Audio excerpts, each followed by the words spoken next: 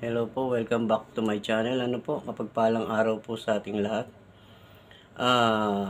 Maraming salamat po sa mga taong sumusuporta at mga datihan, tsaka yung mga bago, maraming salamat po at matagal po kayong naka-subscribe. At maraming salamat po sa Luzon, Visayas at Mindanao. At saka ganoon din po sa sa iba't ibang panig ng bansa. Maraming salamat po sa mga nakasubscribe sa akin at yung mga nanonood po. Maraming salamat po sa inyong lahat. At hindi ko na po babanggit ang mga apelyido, mga pangalan lang. Shoutout po sa mga iba't ibang bansa. US, Australia, California, US Nevada, Japan, sa mga yan, sa UK, sa China meron din, yung Hong Kong, meron din po, at meron din po sa mga iba't ibang panig ng lugar, shoutout po. Alam niyo na po kung sino po kayo, hindi ko man po kayo mabanggit yung mga pangalan nyo. Yan, yung mga lehitimong mga nanonood po sa akin, kay Ruel Sakdalan, kay Tata Magno, kay kanila Dave, Ayan, kalananay. Ayan, kay Ma'am Lourdes, shoutout. Kay Ma'am Helen. Kay marami po, iba't ibang bansa. Yung mga datihan ko pa, yung mga nakalimutan ko na yung iba. Shoutout po sa inyo lahat, Hindi ko man po mabanggit yung iba pa. Okay, salamat po. At yung iba hindi ko man ma-shoutout ay wag pong yung mga lalo't mga subscriber ko, Okay. Meron lang po akong ibabahagi, kasi tungkol po to sa mga lihim na karunungan, ito po ang pag-uusapan natin, akin lang pong iahayag, na ito'y ito po sa mga taong gusto lang makarinig o gustong paniwalaan o hindi, hindi ko po kayo pinipilit na maniwala, pero may libro sila o may nasusulat, Ito po yung mga lihim na karunungan na hindi po isinali sa Biblia. Kasi kadalasan naririnig ko sa mga napapanood ko sa YouTube, mga pagtatalo sa mga relihiyon, Pagtatalo, Kasi yung sinabi nila si Jesus ay hindi pa inilalang nung ganto, yung mga pinagtatalunan nila, mahirap kasi nanonood lang po ako, tinitingnan ko yung mga nila, yung mga debate, Pero dito po, ito ay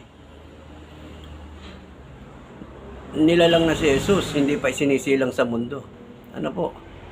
Kaya ito po hindi isinasali sa sa Biblia, Pero ito, isa lang sa mga lihim na hindi isinali, Pero marami pong mga aklat na sari-sari na hindi po isinali sa Biblia.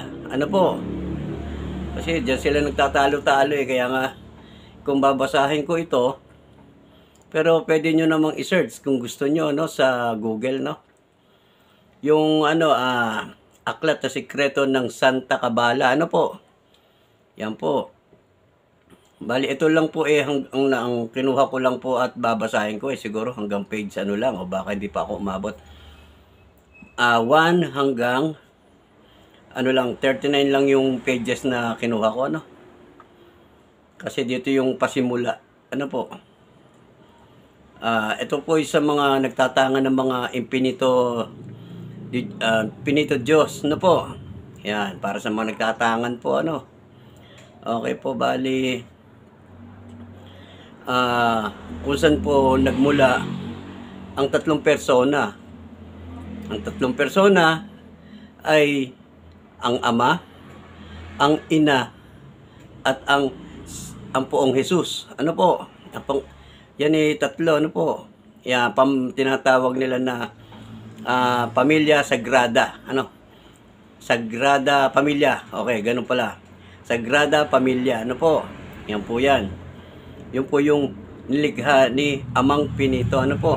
Ang ano lang po natin ay hango kay dito sa basahin ko po Ito po yung nakasulat. Ano po sa aklat na hindi ko po sinabing maniwala po kayo Wala po sinabing maniwala kayo sa akin. Hindi po kasi nasusulat po. Ito po hindi isinali sa Biblia.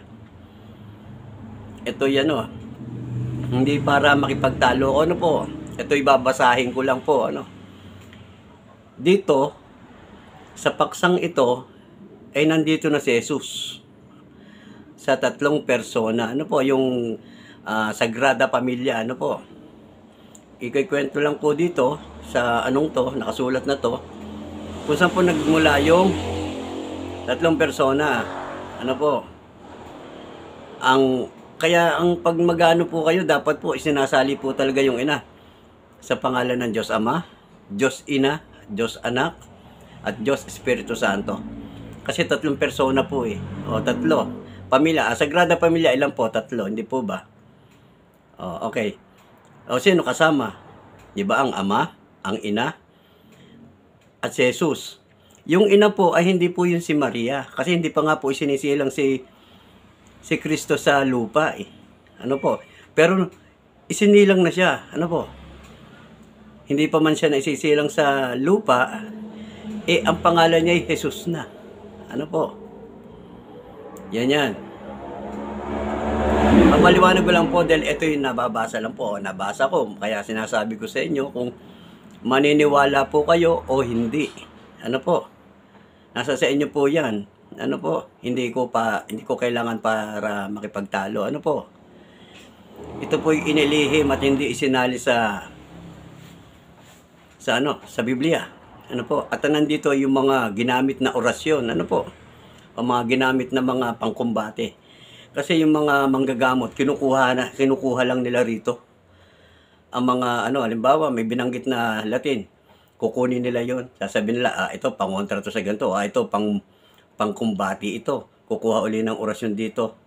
Pero yun po ay yung labanan ng Amang Pinito at ng poong Jesus ng Sagrada Pamilya. Sagrada Pamilya at kay Amang Pinito. Okay. Dito po yung kanilang mga kumbate. Tawag doon kumbate. Yung labanan, labanan po to. Okay. Dahil kaya meron tinatawag na hindi binyagan. Kasi si Amang Pinito po ay hindi po nagpabinyag. Si Amang Pinito ay hindi po binyagan. Kasi bakit nga naman siya magpapabinyag? Siya lang naman ang naglikha sa Sagrada Pamilya. Sa kanya rin ang galing. Kaya hindi siya kailangan magpabinyag. Ngayon po ito, para niyo po babasahin ko po sa inyo. Hindi baling medyo humaba po tayo ng konti Dahil okay. Aklat Sikreto ng Santa Kabala. Kung mag-search kayo, search nyo kung gusto nyo.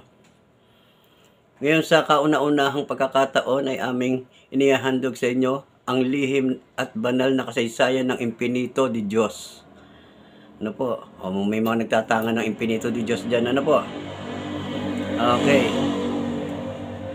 Sagrada Pamilya, Mahika Kabala ni Moises. Ibig sabihin, kasali na si Moises. Kaya na ang milagro at kababalaghan na kanilang ginawa na sinipi sa misteryo principal sa lihim ng karunungan. Okay. Ang karunungan ito ay halaw sa tunay na testamento ng Sagrada Pamilya at ng Impinito de Diyos at sa paglalang sa tao na natuklasan ng mga matatandang Pilipino, pinagkalooban ng Diyos na maisalin sa wikang Tagalog. Ayun po nakasulat. Ang aklat na ito ay pakamahalin at pakaingatan sapagkat narito ang mga pangungusap na ibinigay ng Diyos kay Moises. Ano po? Okay. At kay Adam, ayun, kay amang Adam, kay Adan, kay Adam. Okay. At sa mga iba pa. Ang dapat na tuparin ng taong mag-iingat ng karunungan ito ay igalang ang kahinaan ng kapwa-tao at ang Diyos na ang una sa lahat. Sa pagsanayin ang mahinahong kilos ng walang pangmundo. Okay, yung wala pa hong mundo na wala pa. Ang kapangyarihang impinito ni Diyos ay pagala-gala lamang sa alapaap. At ang kanyang anyo ay ganito. Ganito po ang kanyang anyo. Sana makita sa video. Yan. Okay. Yan, number 1 po yan, number 1. Number 2 na pala. Yan, number 2, no? Yan, ganyan po raw. Okay. Na may balabal, ngunit nag-iiba ng hugis sa kanyang balabal, ay nasusulat ang mahal na pangalan niya, kaya't ang makasambit ng pangalan na dakilang Diyos ay ligtas sa lahat ng panganib at kamatayan.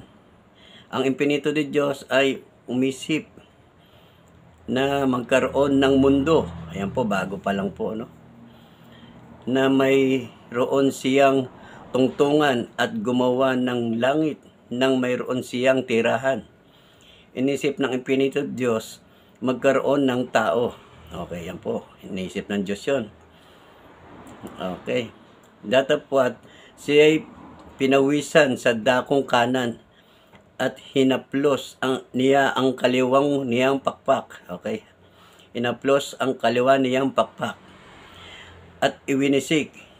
Nang makita niya ang 15 katao at nagkanya-kanyang lugar, ang dalawa ay siyang naghawak ng liwanag ng araw at buwan. Ang dalawang ito ay ang dalawang nuno sa litid ng mundo. Yung pala, yung gumawa, yung liwanag, ano po, yung araw at buwan, dalawa. Ito nakalagay, Upmadak at Abunatak. Ayan po, ano? Yan po ang lettera niyan, Upmadak, Abunatak. Ano po? Kaya ang makaalam ng pangalang ng dalawang matanda ay sambitin at iihip sa sinumang kalaban o maligno ay lilipad o sasabog. Ang 6 na nagpagala-gala sa labas ng mundo, ngunit ang bumanggit ng kanilang pangalan ay ligtas sa lahat ng panganib at sa kamay ng kalaban. Ang 7 bagaman at hindi binigyan siyang 7 arkangheles, sila'y may korona nagtataglay ng kanilang pangalan. Okay. Muling nag-isip ang impinito de Diyos at muli siyang pinawisan at hinaplos ang kaniyang pakpak at nakita ang 8 tao, kaya't ang 3 ay naging 3 persona. Ano po? 3 persona. Okay. 3 persona. At ang 5 ay siyang bumati kay Jesus. Okay. Ito ang ibig sabihin, ito yung bumati nung namatay si Jesucristo nung araw ng Biyernes Santo, ano? Nung araw ng Biyernes Santo, ito ang bumati sa kanya, ang ano to, bumati kay Jesus ng pagkapako sa krus ng Biyernes Santo ng magdilim. Okay. Yun po yung mga bumati sa kanya nung ipinako si Kristo. Okay. Sa krus. Okay. Paghanap ng Sagrada Pamilya sa impinito de Diyos. Hinahanap na nila si Amang Pinito, no? Hinahanap na nila. Ang pagdating nito sa Sagrada Pamilya sa paraiso, na nais ay igawad sa impinito de Diyos ang mahalagang tubig bautismo na nasa pinto ng paraiso, ang mahal na mag-anak. Sino ba ang mahal na mag-anak? Ang mahal na mag-anak ay yung ama, yung ina, at si Poong Jesus. Ano po? Okay, Poong Jesus. Tapos, sana ako? Bautismo na nasa pinto ng paraiso ang mahal na mag-anak, ay makikita sila ng isang malaki at kahiwa-hiwagang liwanag nang makita ng impinito Diyos na ang mag-anak ay nasa pinto ng paraiso na kanyang kinalalagyan, at nang malaman niya ang mga pakay ng nasabing mag-anak ay siyang binigyan. Nangusap ang impinito de Diyos. Ito, nangusap ng impinito de Diyos. Ito sabi, Que veritatis verbum ego sum. Yun ang sabi, ano? Sa mga sinabing ito, ang mahal na mag-anak ay napahinto at hindi makalakad. Ano po? Yun ang salita ng amang pinito. Que veritatis verbum ego sum. Yan.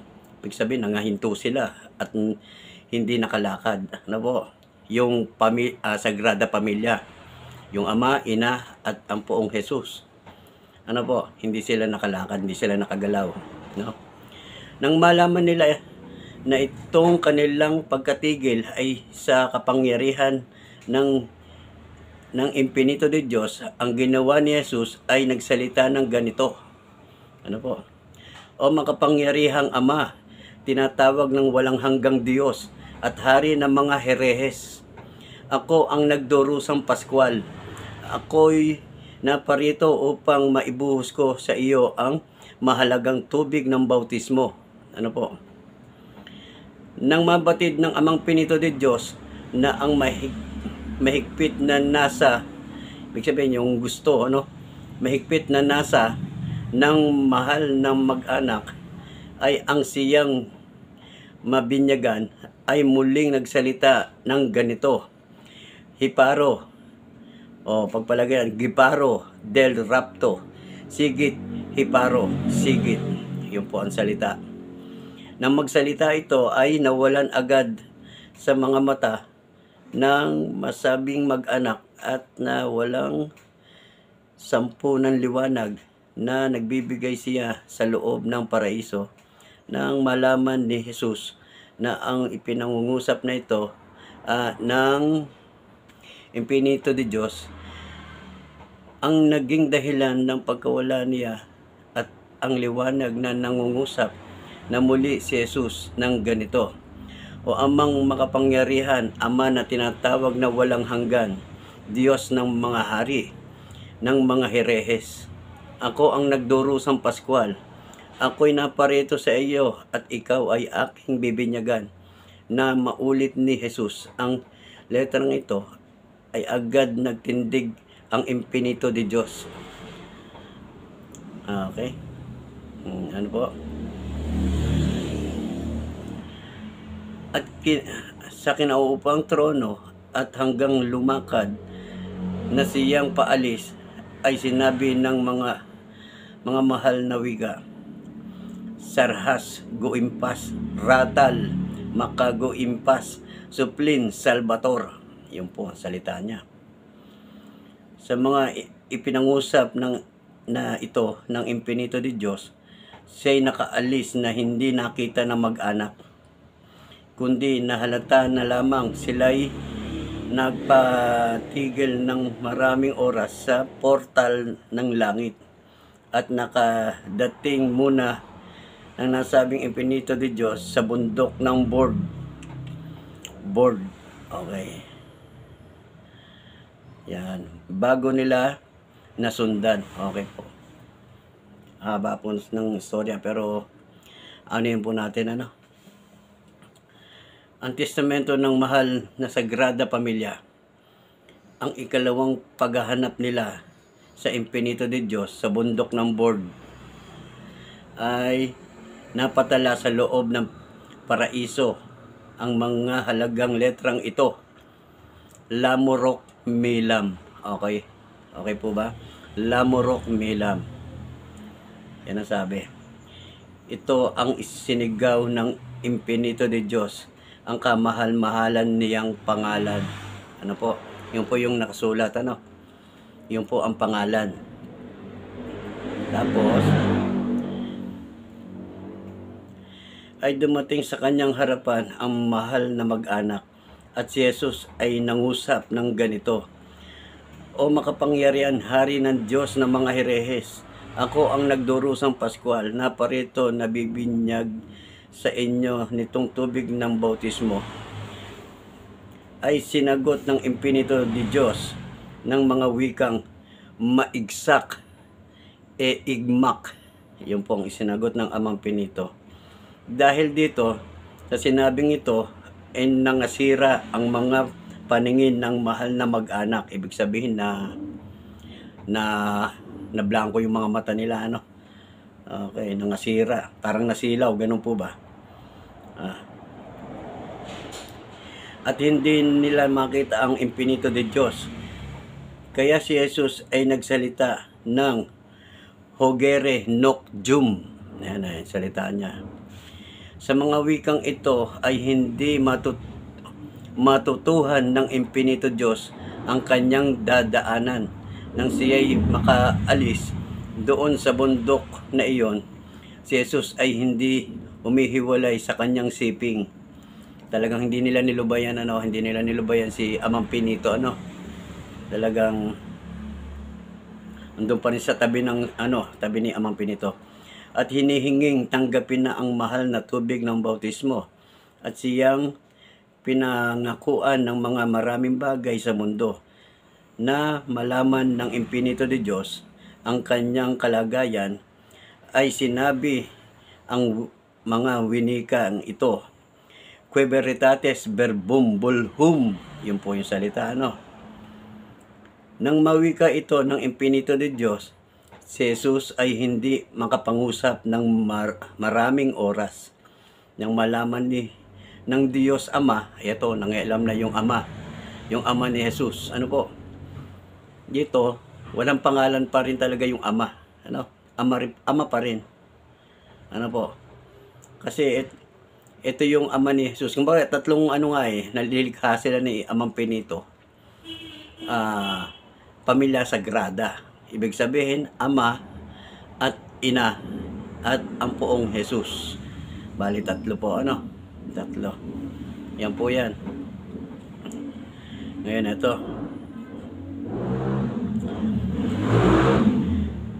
At si Jesus ay hindi nakapangusap ng maraming oras.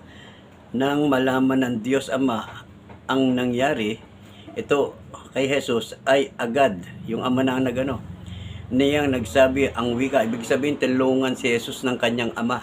Ano? Okay, tinulungan si Jesus ng kanyang Ama. Ito nakalagay Diyos Ama. Ayan. Ang nangyari ito kay Jesus ay agad niyang sinabi ang wikang ito, Prokultis buhub. Okay, yun po yung sinabi. Sa mga winikang ito, agad na nakapag-usap si Jesus. Ibig sabihin, nakapagsalita na si Jesus. Kaya't nagwika naman ito ng Exenebe Horomohol. Okay po, naintindihan niyo po. Exenebe Horomohol. Yung mga ganyang orasyon o ano, kinukuha ng mga manggagamot o mga albularyo, ginagamit nila yan. Sasabihin sa inyo, ito'y para pangontra sa ganito. Ito'y pangkumbati ito. Ito'y panglaban, okay, pang-protection. Yun, kukuha sila ng mga rito sa istoryang ito. Kukuha sila ng mga orasyon at doon nila kung saan nila gustong gamitin. Yan po ang mga nagbibigay ng mga orasyon, ano. Pero ang katotohanan kinuha lang po nila sa istorya ng pagkukumbate ni Amang Pinito at sa pamilya, Sagrada Pamilya. Doon lang din po sila kumukuha. Tapos ipamamahagi sa inyo. Ano po? Ito po yung labanan nila. Kumbaga, labanan, naglalaban sila eh. Ano po? Yan. Yan po ang winika, ano? Que veritatis verbum bulhum. Yan. Ang winika, ito ng impinito de Diyos, si Jesus ay hindi nakapangusap. Ito na tayo, dito na pala tayo sa ano? Okay. Sa Ama. Okay. Procultis buhub. Sa mga winikang ito, agad nakapangusap si Jesus. Kaya't nagwika naman si Jesus, Exenebe hormohol. Ano po? Ito ang nangyari. Sinabing ito ay natulig ang impinito de Diyos. Ibig sabihin, natulig. Ano? Parang nabingi ang impinito de Diyos dun sa sinabing ito. Exenebe hormohol. Yan po. Kasi yan, ginagamit ko rin yan. Halimbawa, ay, yung itinitira ko dun sa pasyente ko. Itinitira ko yan. Exenebe hormohol. Yun, matutulig yung nasa loob na yun. Yan. Yan ang pwede mong gawing pansibat o pang latigo. Mabibingi yung nasa loob na mangkukulam, no? Yan po ginagamit ko rin yan minsan, ano? Pag sa mga gamutan, no? Yan po, sinagit. Kumbaga, yun pala ang epekto, no? Na ano, halos yun, hindi makakilos. Isipin mo yan, no? Natulig ang impinito de Diyos at hindi nakakilos. Ano po? Nang malaman nitong impinito de Diyos ay gumamit ng wikang subnerit hum malamurok milam. Yan. Sumagot siyang ganon. At sa salitang ito ay nakagalaw na muli ang impinito. Ibig sabihin, pangkalas.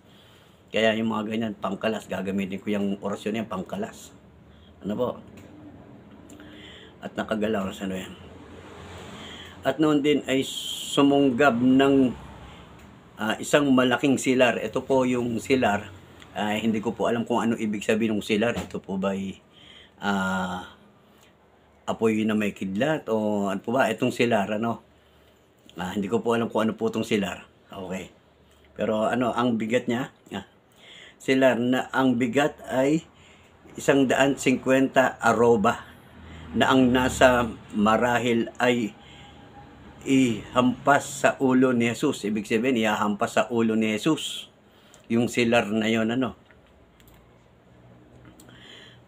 Ang nasang ito ay nahulaan ni Jesus. Ibig sabihin, yung balak ng impinito de Diyos ay nahulaan kaagad ni Pong Jesus, no? At nakita niya na dala ng kamay ng impinito de Diyos ang nasabing silar. At nang kaakma, ayun, nakaakma, kanyang sinabi ni Jesus ang wikang igsak. Yan, igsak. Sa wikang ito ay hindi na ituloy ang nasa ng impinito de Diyos. Ibig sabihin, yung balak ng impinito de Diyos ay hindi natuloy, no? At nangabitin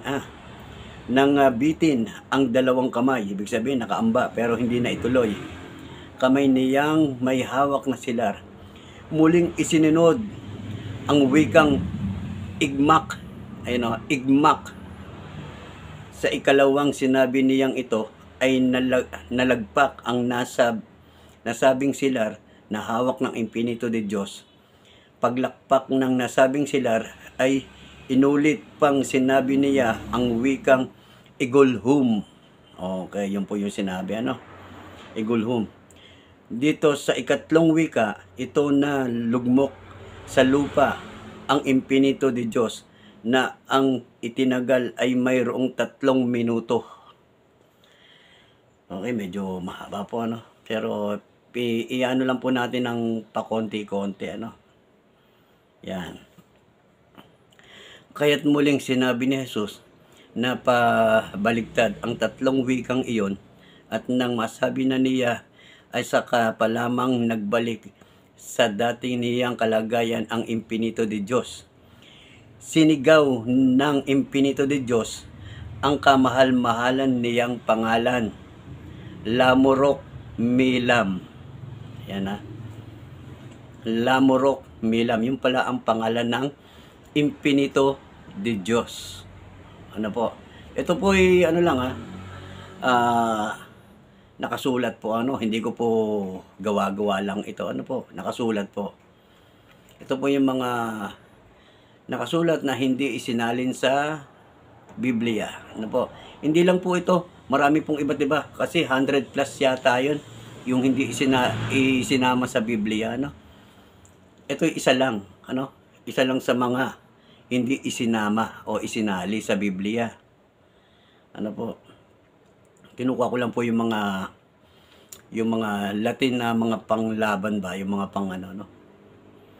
Okay, mga panggamutan. Okay. Yun po ang pangalan ng Amang Pinito. Lamorok Milam. Ano po? Nang masabi ito, ay nagdilim ang langit, lumindol ng malakas.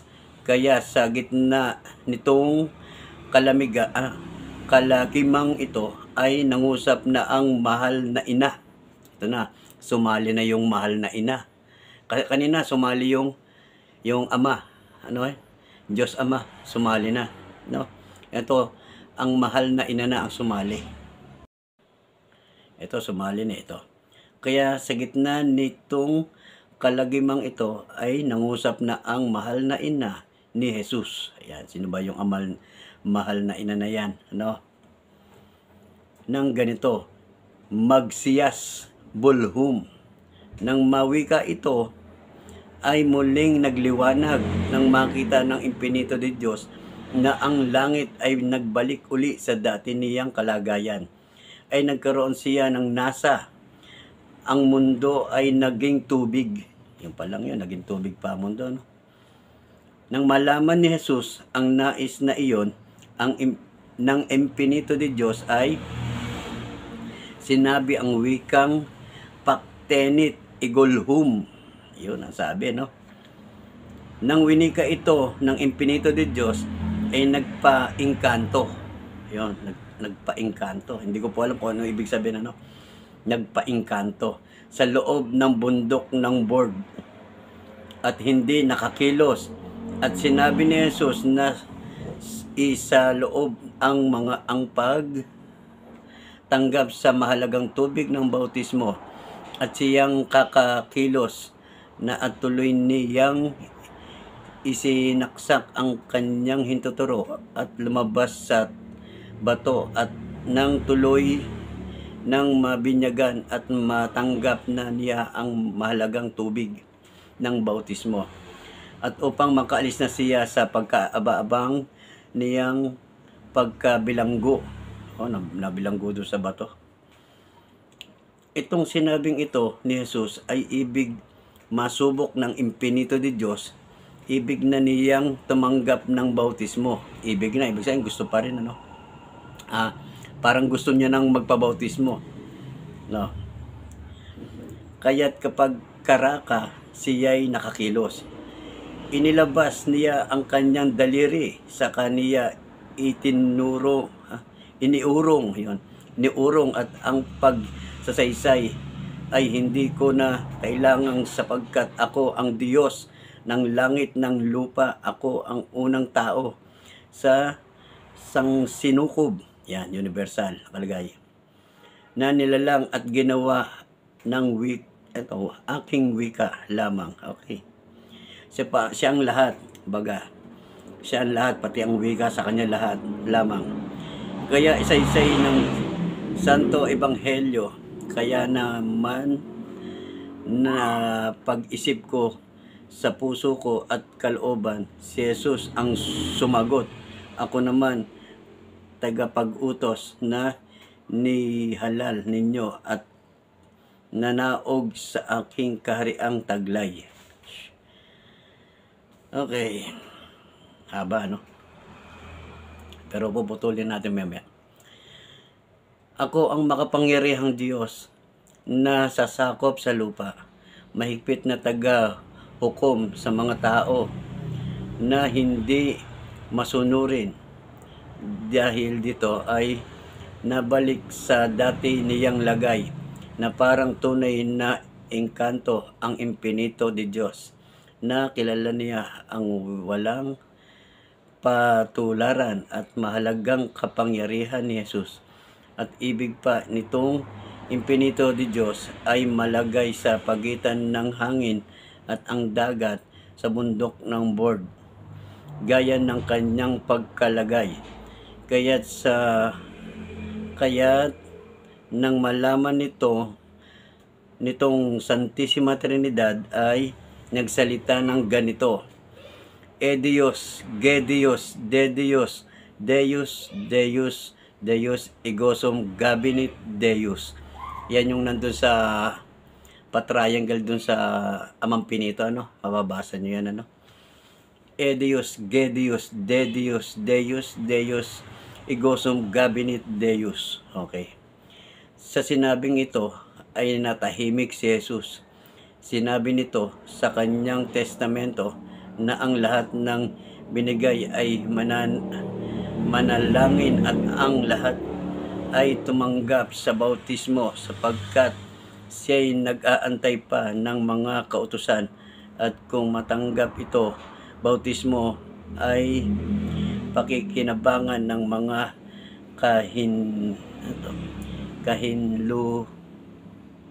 kahinlugan. Ayun nakalagay, hindi ko alam kung ano ibig sabihin ng kahinlugan, ano. Ito ang wikang sumunod na ipinangako sa atin ng ating Panginoon Hesukristo. Ito, Hesukristo, hukmum, mumam, humram, grente, ninatap, pampanabal, asimulatum, agweka, nunsium, mulatok, lumayos, esnatak, abricam, gentium, nataumi, anamaswa, sericam, matamorum, lusbal, tumatum, suwam, petrum, yung petrum pala yun, petrum, natum, gentelorum. Yun po yun, ano, yung mga orasyon na yan, kadalas yung ginagamit yan. Ini kasama sa, ano, sa atardar, no. Ang kaalamang sinumang binyagan, ito ulitin natin. Ang makaalam na sinumang binyagan na kanyang mahal na pangalan ay makakamit ng kanyang awa. Ang sumambit ng mahal niyang pangalan ay hindi magkakaroon ng impyerno. Yun po. Putulin ko na po rito kasi mahaba na, no? Pero meron pa po. Mahaba na po yung video ko. Okay na po yan. Okay, huwag kalimutan subscribe ang aking YouTube channel. Pindutin ang notification bell para lagi po kayo naka-update. Okay, maraming salamat po sa ating lahat. Pagpalain po tayong lahat at gabayan. God bless po sa ating lahat. Shout out sa lahat. Okay, maraming salamat.